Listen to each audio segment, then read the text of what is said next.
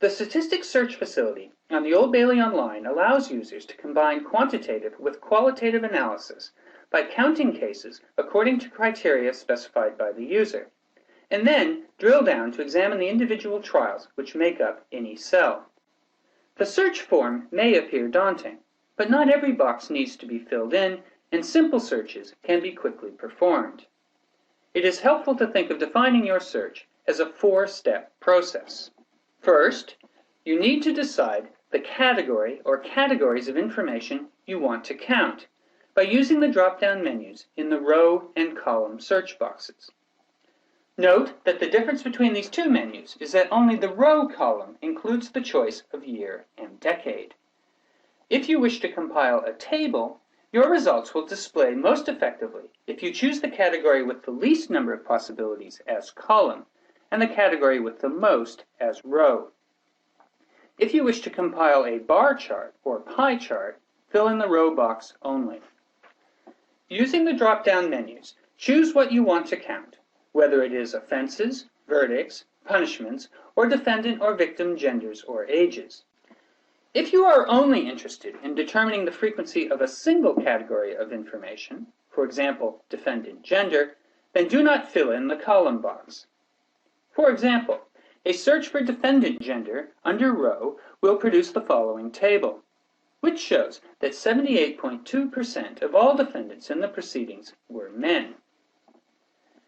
If you wish to tabulate one category against another, for example, defendant gender against victim gender, then select the second category or subcategory from the drop-down menu in the column box.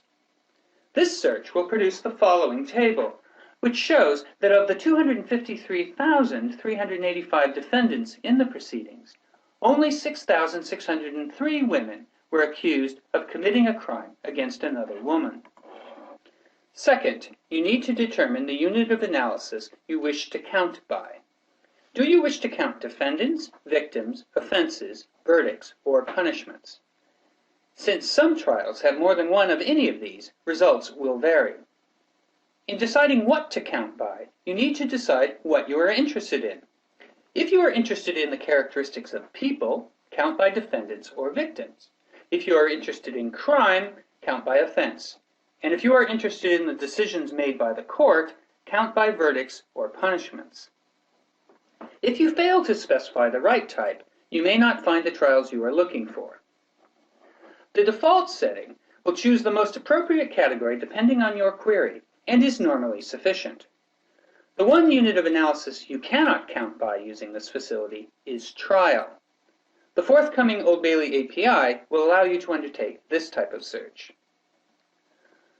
Third, you need to decide how you would like your results displayed. The default setting is table, which is appropriate for all types of query. But if you are only counting a single category of information, such as punishments, you can display the results visually in a way which makes the results much easier to interpret using a pie chart or a bar chart. The following bar chart shows the distribution of punishment categories. Note that you need to scroll down the page to match the colors to the labels and see the number of cases in each column. It can be seen here that imprisonment was by far the most frequent type of punishment sentenced over the whole period from 1674 to 1913. Finally, you have the option of limiting the trials to be counted according to criteria you specify. Using the drop-down menus, you can choose to limit what is counted to any combination of a specific offense, verdict, punishment, defendant and victim age and gender, and time period.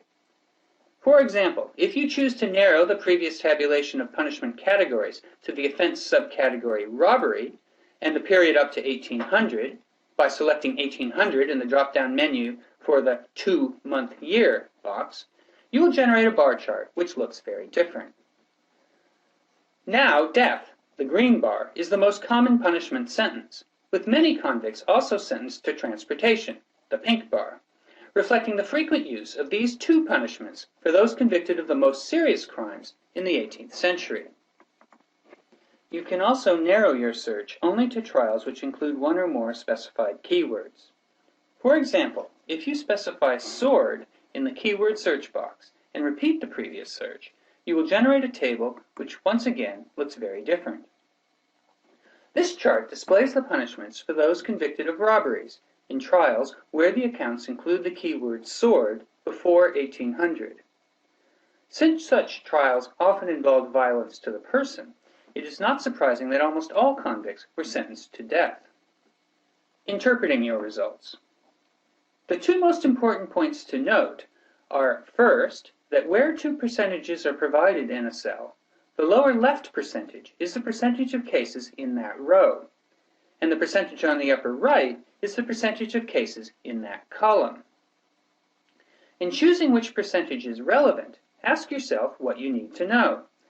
Is it the proportion of all cases in the row, or proportion of all cases in the column? Second, each absolute number is a link, which takes you to a listing of all the trials which make up that cell.